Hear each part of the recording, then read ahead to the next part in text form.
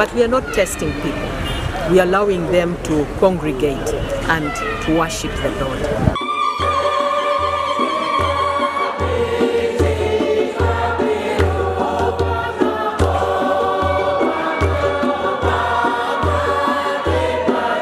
The minister later joined Pilgrims in an evening mass led by Reverend Father Paul Okuta, who is among the Pilgrims from the Diocese. The Pilgrims are set to arrive at Namugongo on the 1st of June, ahead of next Friday's celebrations, commemorating the Uganda Martyrs, to be animated by Fort Portal Diocese. Bernard Yiga, UBC News. And the Pilgrims keep flocking, both Anglican and Catholic shrines at Namugongo. And of course, UBC TV will be there to give you everything as it unfolds at those shrines. Now, Uganda Police has released a stringent traffic advisory to be followed during Martyrs Day celebrations. The spokesman of Traffic Police Kampala Metropolitan, Rogers Nsereko, has appealed to the general public to cooperate during and after the celebrations.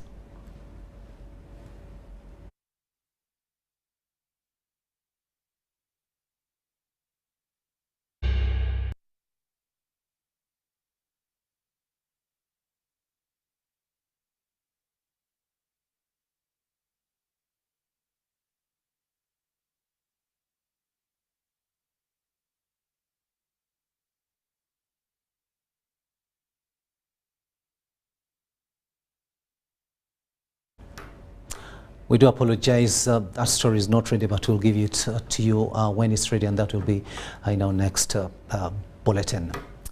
Now, with barely 3 days remaining to the long-awaited Namugongo Uganda Martyrs Day, members of the Fort Portal Diocese Organizing Committee in charge of this year's event at the Catholic Shrine, led by Bishop Dr. Robert Muhira Akiki, have today updated journalists on the progress and challenges of the preparations so far. The Uganda Episcopal Conference appointed Fort Portal Diocese to lead this year's event, an assignment which the diocese last performed 25 years ago in 1997. Take a watch. Members of the Fort Portal Diocese Organizing Committee for this year's Namugongo Martyrs event at the Catholic Shrine, led by Bishop Robert Akiki Muhira, have today updated the media on the final preparations for the final event scheduled for the 3rd June this year. Bishop Muhira, who will also be this year's main celebrant, said by press time a team of pilgrims from Fort Portal Diocese had arrived at Nswanjere Seminary, including a choir of 300 members, from where they will proceed to Namugongo tomorrow. They should be in Nswanjere Seminary today in Mpigi district, and hope they'll arrive tomorrow. And when they come, we shall have a triumphant entry of them. They will come with a band marching towards Namugongo. However, the bishop cautioned intending pilgrims to strictly observe the Ministry of Health standing operations procedures (SOPs) on COVID-19, in addition to observing the hygiene and sanitation standards. However, we are not yet 100% COVID-19 free. So the Ministry of Health and the government has been urging us that we need to observe the SOPs.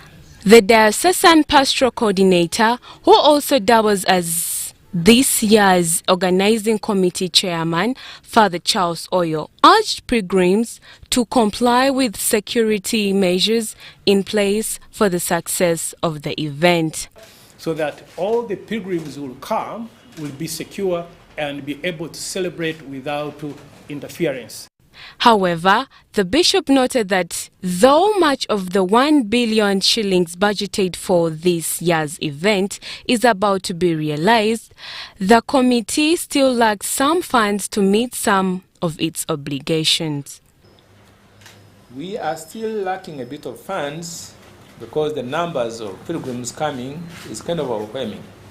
This year's celebration will be marked under the theme Baptized and Sent to Nurse Christ with Love and Hope. This last organized such national martyrs celebrations 25 years ago in 1997.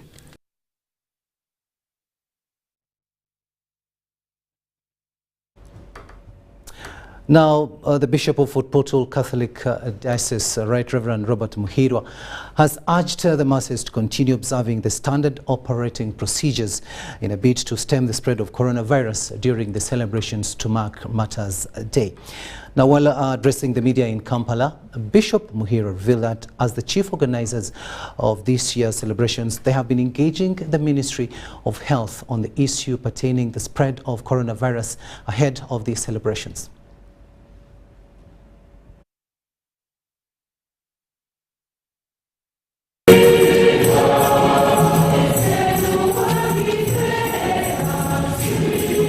In his homily, Father Isaiah Mayombo, the Vicar General, told the choir to ask for the intercession of the Holy Spirit in whatever they do.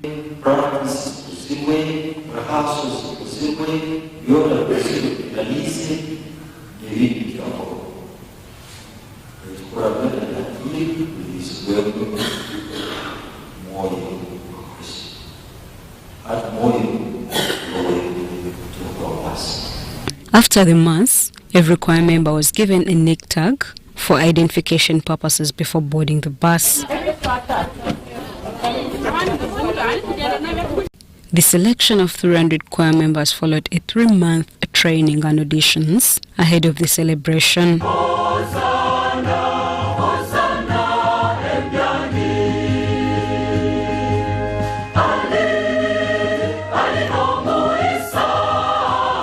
According to Father Joseph Musana, the diocesan choir coordinator, the selection followed a criterion. We looked at choristers who can grasp the notes as fast as they could, and also looked at choristers who can learn how to articulate words in any language, read and articulate the words properly.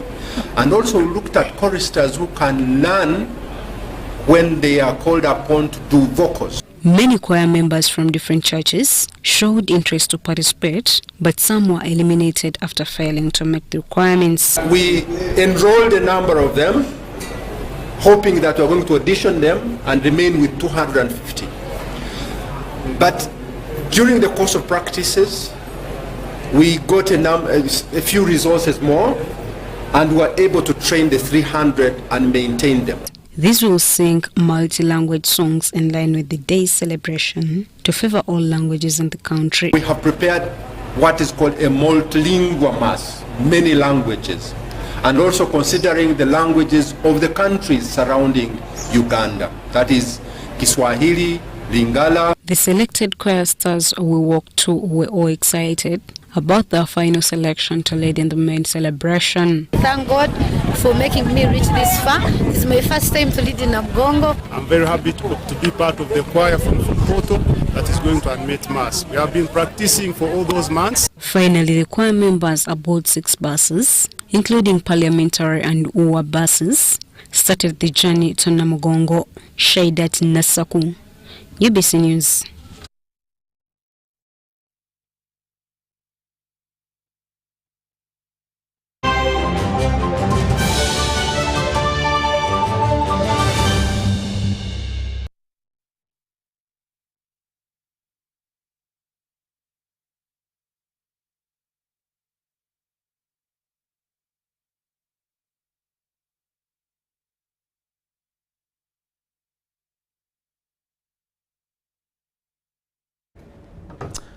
And that story was about Fort Portal Catholic Diocese that today flagged off 300 choir stars who will be singing on the Martyrs Day celebrations at Namugongo on the 3rd of June 2022.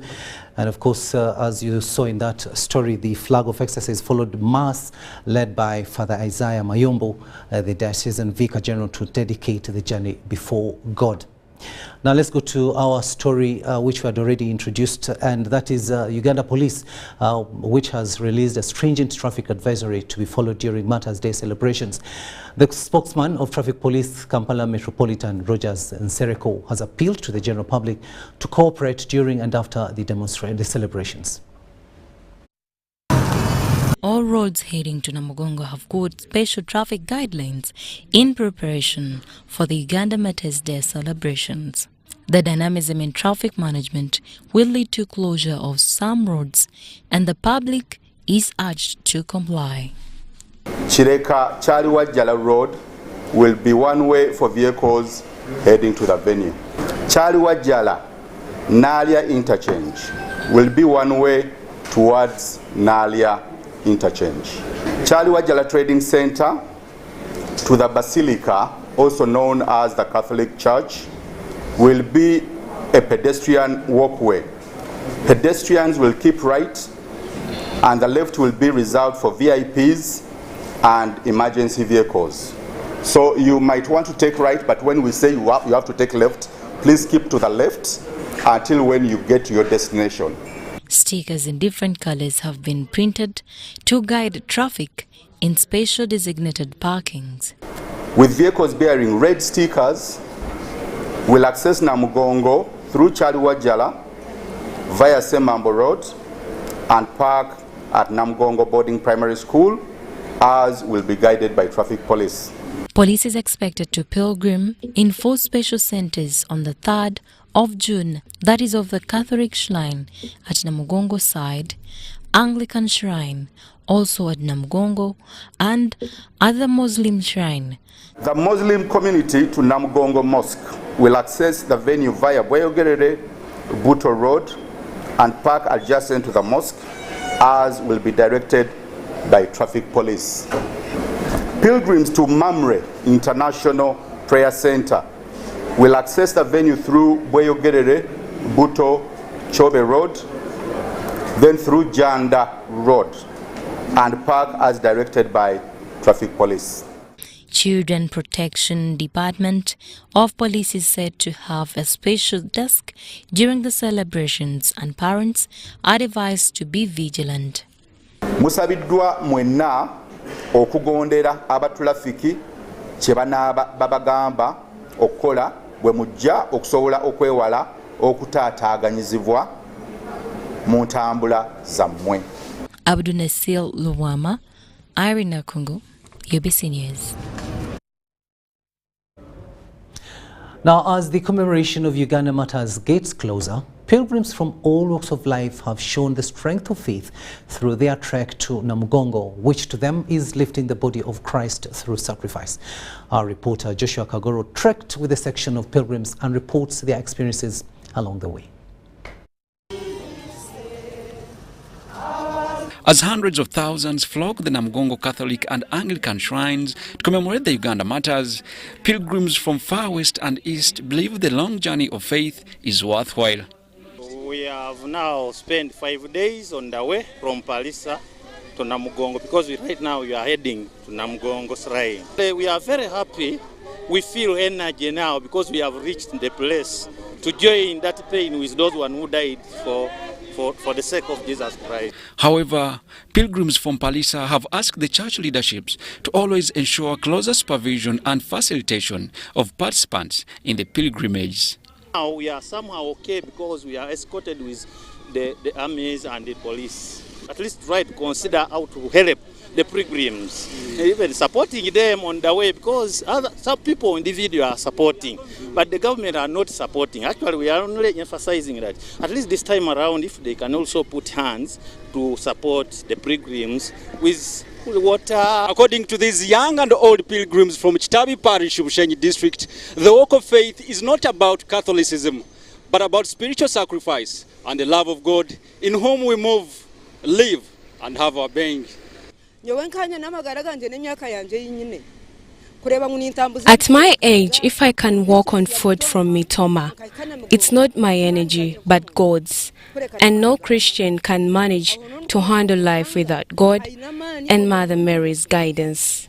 On that day, 3rd June this year, many people are very happy munonga kugira ngo baza kwika ahizobe ryo bina magara marungi kandi na nabarwire right now batandikire kukira, so to expecting ebintu bingi like our prayers our novenas tubire ntukora ebintu ebyo nututekateka even right nawe mwe byagarikirwemo kana nahizobe ryo ntwiza kweyongera kutunga emigisha nyamwingi. With less than 4 days to the commemoration of 45 Uganda martyrs who were martyred in the late 1800s for having converted to Christianity, close to 1 million Christians are expected in and around the holy grounds on 3rd June 2022. Joshua Kagoro, Kenneth Tanava, UBC News. Now, Christians of Kiijanangoma Diocese Mityana have today converged at Butega in Mityana municipality, where one of the martyrs, Matia Mulumba, used to stay. Now, Mulumba was a martyr from Mityana. We have more in this report. The people of Mityana have expressed excitement for this year's pilgrimage after the 2 years lockdown that held many in their homes to curb the spread of COVID-19. At around 10:30 a.m., Christians paraded ahead of a mass service in recognition of Matia Mulumba. While leading the service, Vicar General Monsignor Peter Mukasa urged Christians to pick a leaf from Matia Mulumba's legacy while walking through the journey of life.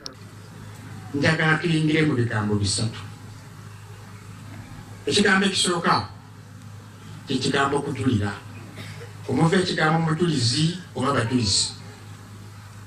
Ekigambo ekyokubiri kyenjagala tulowoozeeko bwe butulizi bw'abatulizi ate n'ekyokusatu bwe butulizi obubwo n'obwangu. Mukasa asked the same Christians to always pilgrim at Mulumba's home if they ever need strength to go through the journey of life. Ate ekigambo mazima okumanya nti kikulu nnyo kifugibwa n'ebiragiro bya Katonda bibiri birambirira. The same event was attended by the Minister for Lands, Judith Nabakuba, who asked Christians to follow martyrs murdered for their strong faith and belief, but never denounced their Lord. People may not be willing to die, but we can strengthen our belief, trusting in God, praying all the time, and also showing that commitment. She used the same event to ask residents of Mityana to pay attention to the parish development model in order to gain more from government programs.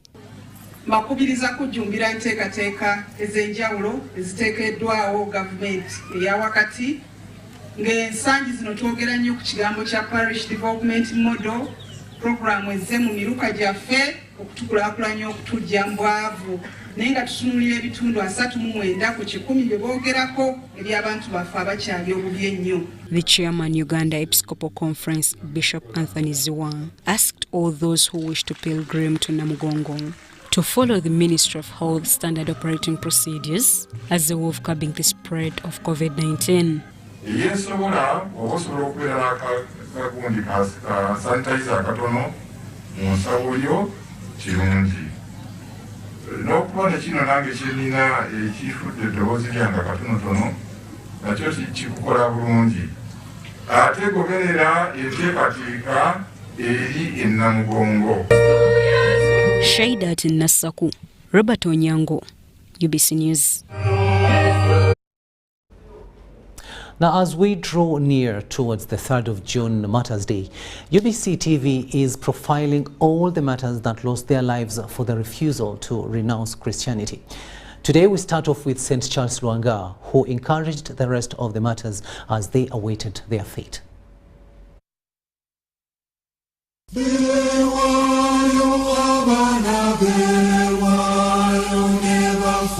Today we profile St. Charles Lwanga, who was born in 1861 and died in 1886 as a Uganda martyr at 25 years old. Charles Lwanga was the patron saint of the African Youth and Catholic Action. His father was Mabingo, a Muganda, and his mother was Gwochiya. He was born in Budu in a place called Birinzi and liked wrestling as a sport. He was a good leader and the head of the pages. He is admired for his possibly untouched virtue of chastity. During the prosecution, Charles remained firm up to the time of death, and the modern dome of many pages was centered on him. It was Charles Lwanga who enabled the rest of the martyrs to retain their individual purity, to cling onto their faith. To punish him, Lwanga was separated from the group of Senkole, the assistant chief executioner. He was executed on Thursday, 3rd June 1886, towards noon. He was burnt in a slow fire from foot to head at Namugongo, Busari. By that time, Lwanga was 25 years old. He died in a slow, painful fire while praying for the conversion of both the king and the executioners. In that very place where he was executed, there was a small church.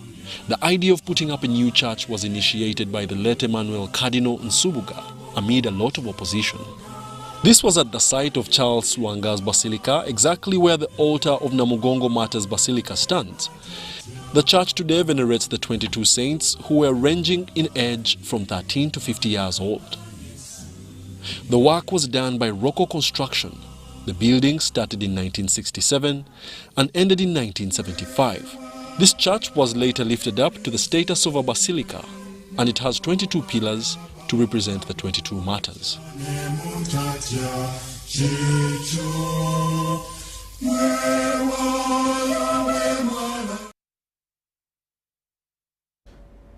We'll now take a short break and return with much more.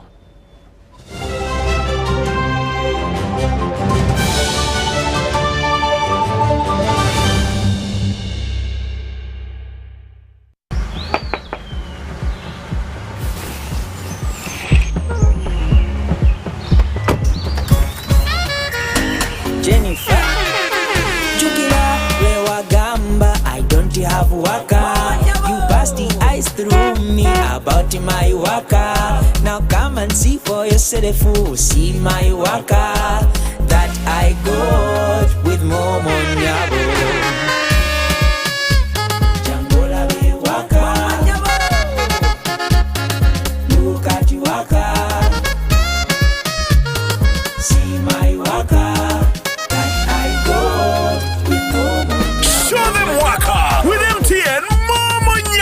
Simply deposit 20K or more on your mobile money for a chance to win 3 Toyota Succeeds and money to 2,000 lucky winners every week. We're giving away 24 cars and over 2 billion shillings of mobile money.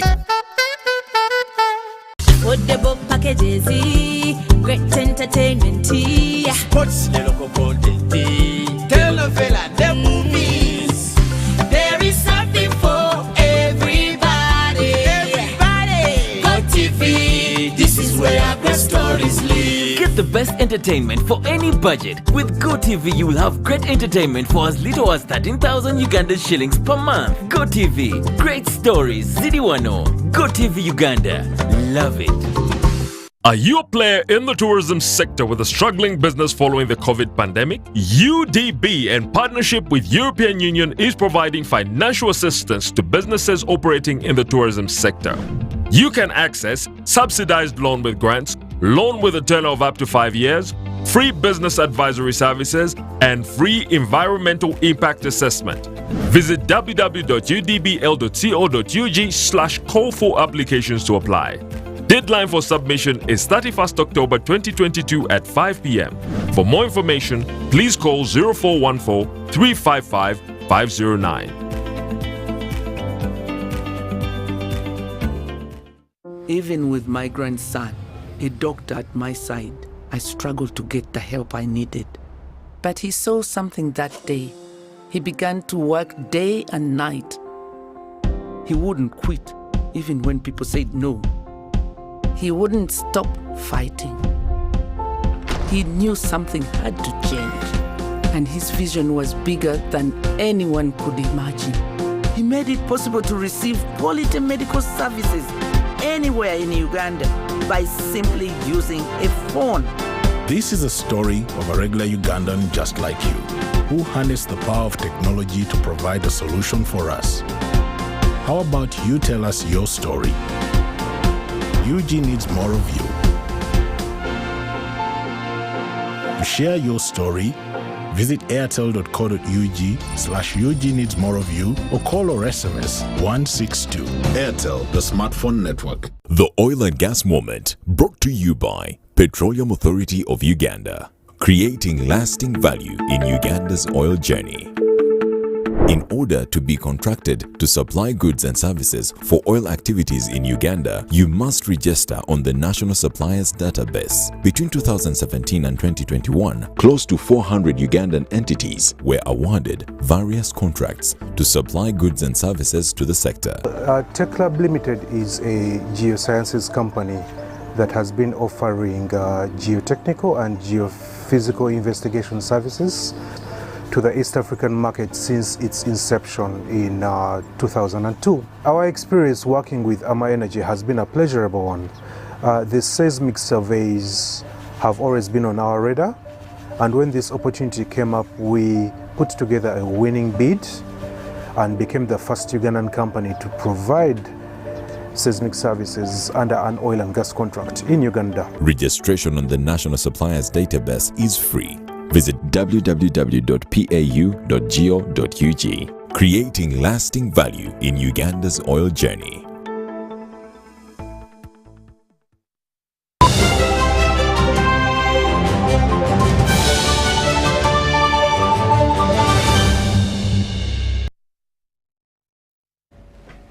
Welcome back from that break, and this is News Tonight here on UBC TV.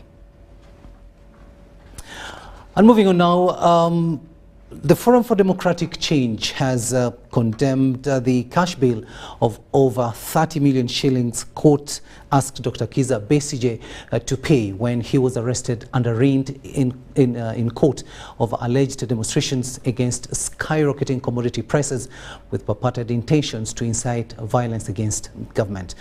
During the weekly press briefing, the Deputy Secretary General of the FDC party, Harold Keija, said the 30 million shillings is much and interferes with one's justice to get bail, which is a constitutional right. We have more in this report. Last week, police in Kampala arrested former FDC President Colonel Dr. Kizza Besigye when he hoodwinked police and appeared in the city center demonstrating against the increasing commodity prices. Before court, retired Dr. Colonel Kizza Besigye was asked to pay 30 million cash bail, which he opposed and was remanded to Luzira. 30 million, even after explaining to her the circumstances and the kind of mistreatment he has been subjected to, that for all this long he has not been working. He has been in running battles with the police. His movements had been curtailed at home. Actually, he's not working. You impose such outrageous sums in cash bail.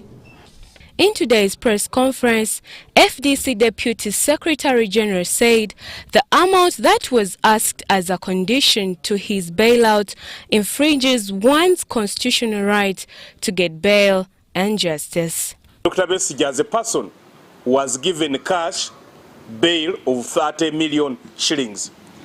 As the FDC, we feel this is unfair and this is an abuse of justice. Kiija also condemned the alleged excessive forces used by police to arrest FDC women earlier this morning, exercising their constitutional rights to free retired Colonel Dr. Kizza Besigye. Though they had not sought for permission from police to demonstrate as enshrined in the Public Order Management Act 2011. Deputy Police Spokesperson Kampala Metropolitan Luke Owesijiri did confirm the arrest of these women. Police banned on them, threw them in on their known pickups, which we feel a country like ours must respect women. If a state reaches at the point of fearing women, they were arrested today around Mulago, and they are currently detained at Wandegea police station on allegations of holding an unlawful assembly and inciting violence. They will be processed and hopefully arraigned in courts of law.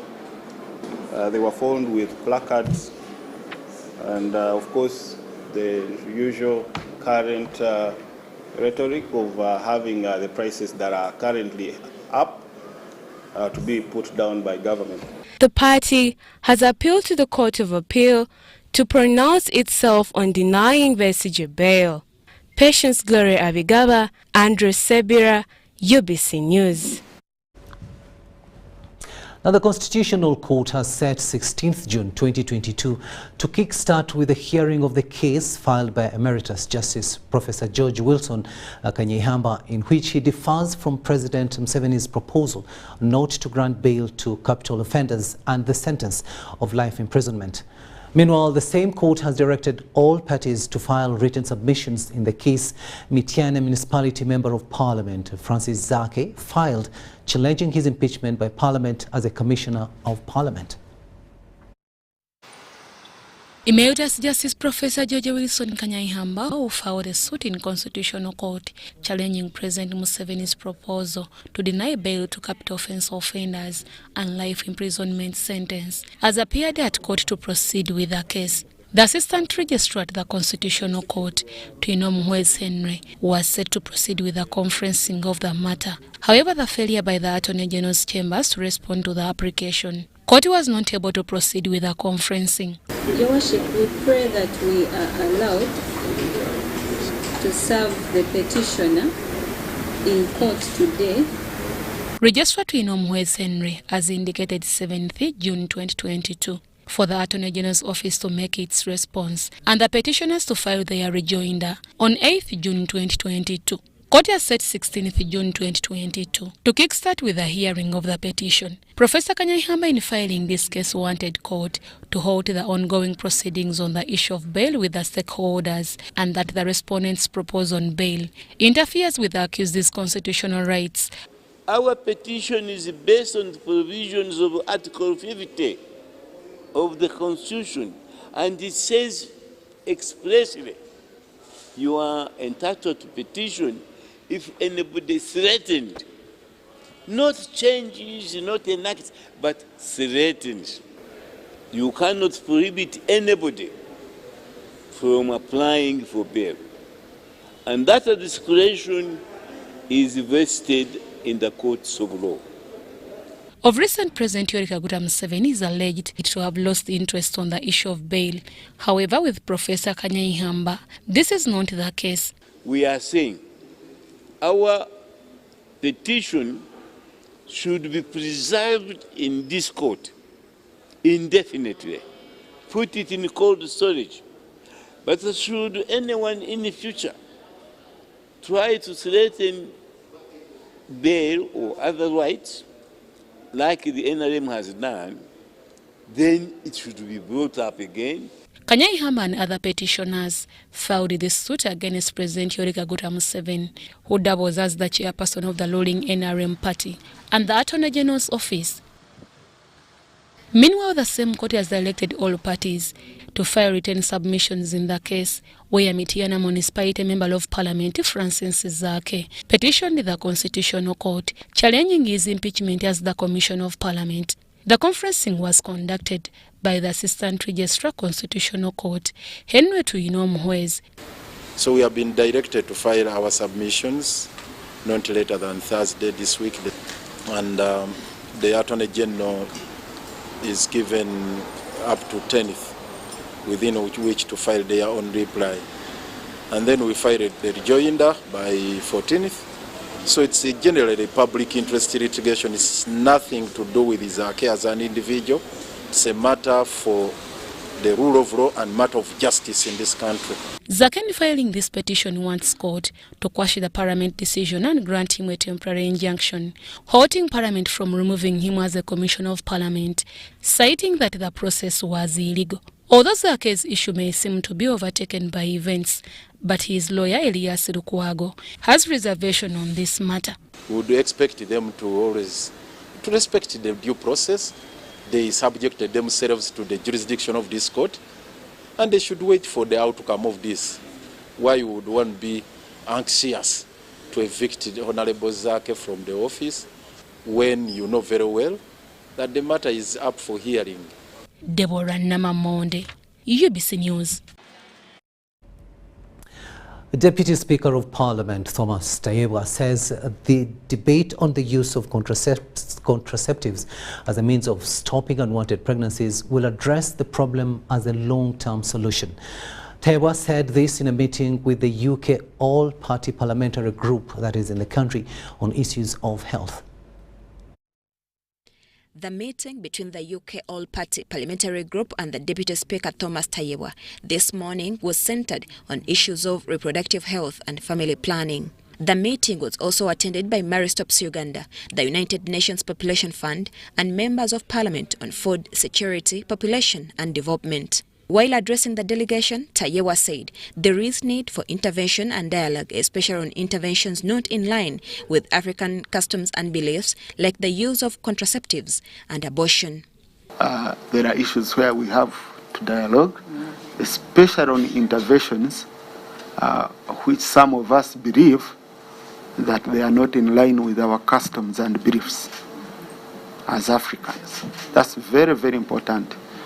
You need more dialogue to have a meeting point. Okay? For example, on early childhood pregnancies, some of us, our concern is that more investment should be made in preventing it than handling a pregnancy. Tayewa also singled out poverty as the driving factor to reproductive health-related challenges like unwanted pregnancies, and he says these are some of the things that the parish development model will address. When you look at the indicators, all these issues of reproductive health and early childhood pregnancies and gender-based violence, female genital mutilation, poverty is the biggest driver.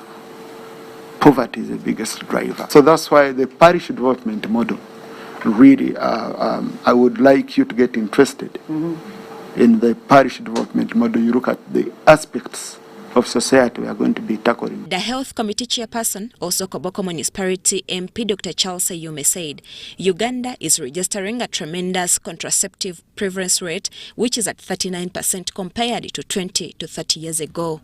The contraceptive prevalence rate, which is also on the rise. We're not yet there. I think it's now at 39%.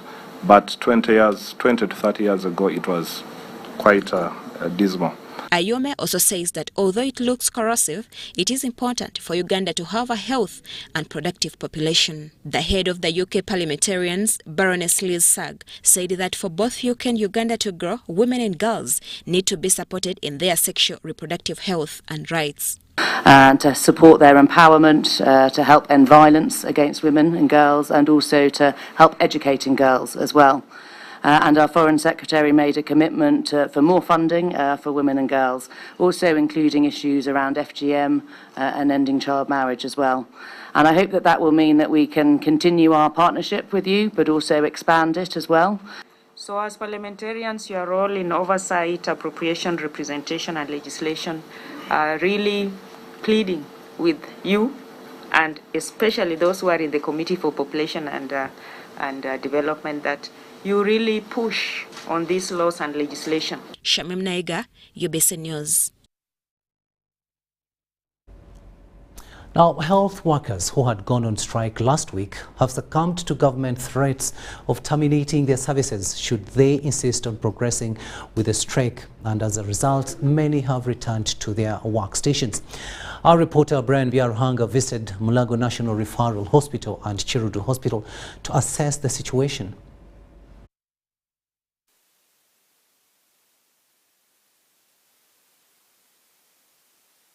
This is how Kawempe Referral Hospital looked like on a day health workers were not expected to report for work as the planned industrial action was made to rage on across the country. Kawempe Referral Hospital had close to 400 deliveries ever since the industrial action by health workers commenced. Executive Director Kawempe Referral Hospital downplayed the strike, saying the management does not believe in the industrial action.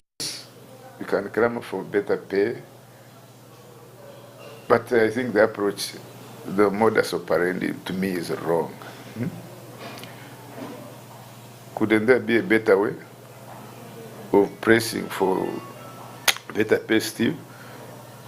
Because it is your right if you feel you are not enough. What you are getting is not enough. But then again, I have always posed the question. You have said poorly paid. I have not seen anybody resigning. It's not good for us to be on strike such that we lose patients' lives. It's unethical. because we have taken an oath to look after these patients. So we should have that feeling for our people. We should have nationalism in ourselves. Work, do good for the country, do good for the citizens of this. The nurses and midwives called off the strike following government threats to fire those who will hesitate to report at their workstations this week. However, the nurses say the suspension of the strike is only for 90 days, a move that minimized what would be a disaster in many public hospitals and many health centers. However, some of the dissenting voices of nurses at Kawempe Referral Hospital are not in agreement with the laying down of tools. We are working not because we are on the strike, but we have to work on the emergency cases. Ideally, Kawempe is full of emergencies. So we have withstood the pressures of going for the strike, and they have worked here throughout all of the period that has been, the rest of the people have been exercising the strike, but for them they have managed to come in and we handle the emergencies in this hospital. To handle strikes, I think is negotiation. We need to negotiate with the government to enhance salaries for all staff, not say scientists, which nurses, which all cadres need increment, because the goods we buy from the same shops. If it's sugar, it's the same price. If housing is the same, so government should try to enhance all salaries, to give equal opportunity to all to work and serve and survive.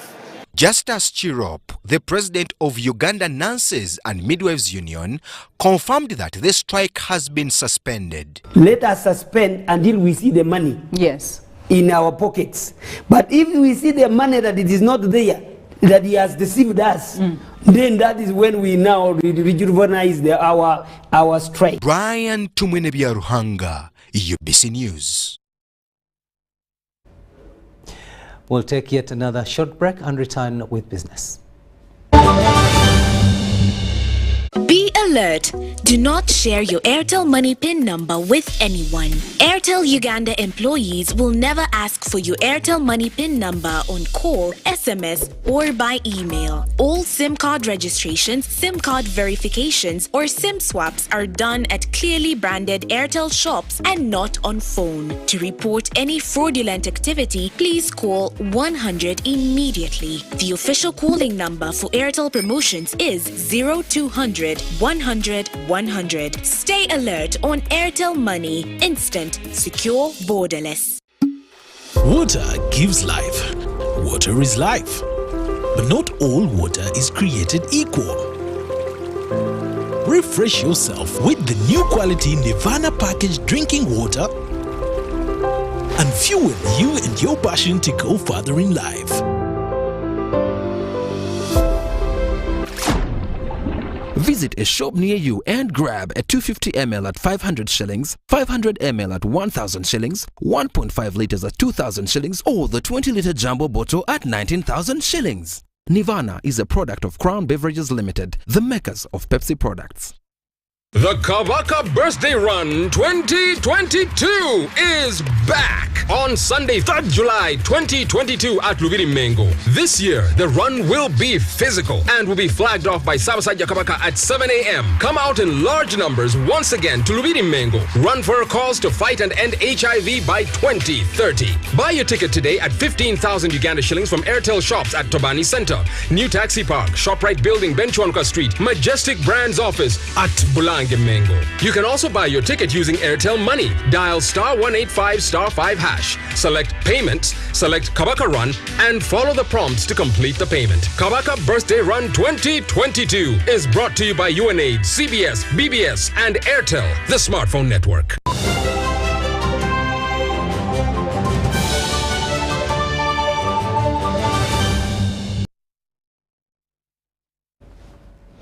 Welcome back. Now let's have a look at what's happening in the world of business. Uganda Broadcasting Corporation staff have been trained on benefits of the parish development model and how government-recruited extension workers are going to help in the implementation of the model in targeted communities. The training was conducted with a clarion call on positive reporting. The technical advisor, Uganda Broadcasting Corporation, Dr. Constantine Bitwaichi, asked UBC staff to be educators and to stick to ethical journalistic standards of reporting.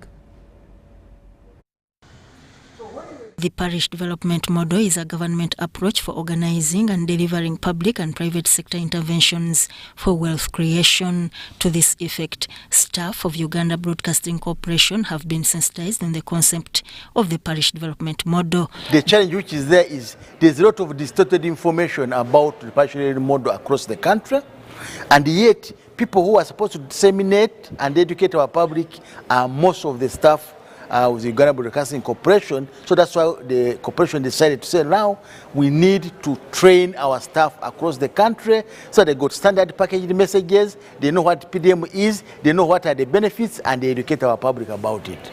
Dr. Constantine Bitwaichi says training the staff of Uganda Broadcasting Corporation is aimed at equipping them with knowledge about the parish development model.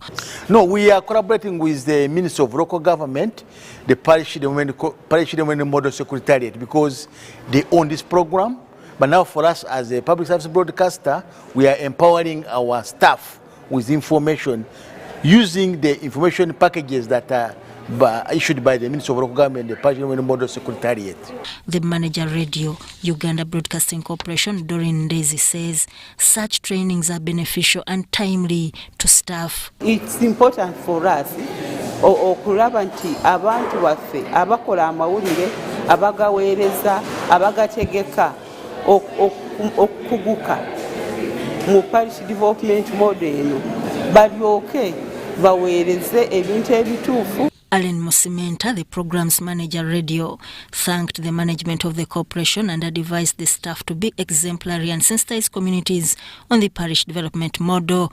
Most of us didn't understand because we were sometimes comparing it with other programs that our government is running, and we could not differentiate the difference between the running programs and then the upcoming parish development model. So the group that is being trained will benefit by getting correct information and how to disseminate it to the different audiences they broadcast to. The staff vowed to put what they have learned about the parish development model into practice. Understand the parish development model, because most of the times you can read, you can do research, but having such a training gives you an in-depth understanding of the parish development model to be able to communicate it effectively for your audience, for your viewers. So that Kaye, UBC News.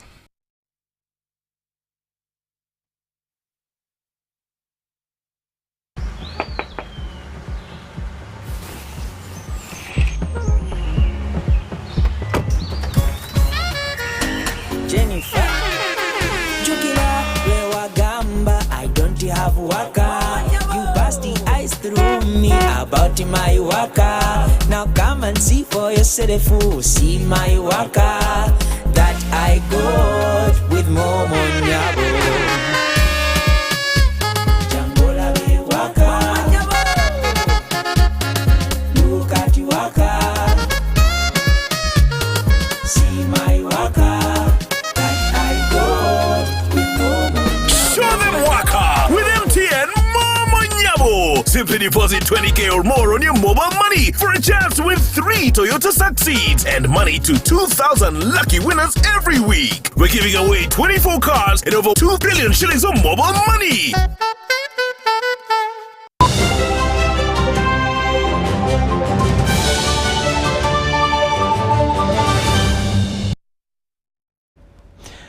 Sports news now, and let's look at netball, where the national netball team has entered week 2 of training ahead of the Commonwealth Games in England. The national head coach, Fred Mugerwa, has confirmed trimming down the team this week as they await foreign best players. 30 players were summoned and can only have half travel to Birmingham for the Games. Last week, training sessions were boosted with 50 million shillings from Plascon as they wait for funding from government. We've started Monday this week. We are having skill development, coordination, and the fitness. That's what we are dealing with this week. By the end of this week, Saturday, we are going to trim this number, probably by 8 players. Now the players, there's development in what? There is development in fitness, the coordination has started coming, then the skill development, we are still working on it, plus the coordination as well.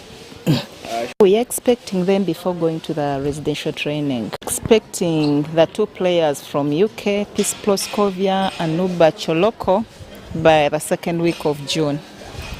They will be joining us before we go for residential training. First and foremost, I would want to say that we're done with the very first week of training, national team training, and I will say it's been fantastic for me because the level of fitness has improved. Every morning we have a fitness session that takes about an hour and a half. That is extremely amazing. So I feel like on behalf of the entire team, and I feel like we are improving when it comes to fitness, and that's the most important thing, because when you have that, you literally have everything. You can perform, you can execute if you're extremely fit. And I think the coaches are trying to focus on that. The fitness coach is trying as much as as he can to focus on that. And we're looking forward to performing. We're looking forward to improving each and every day.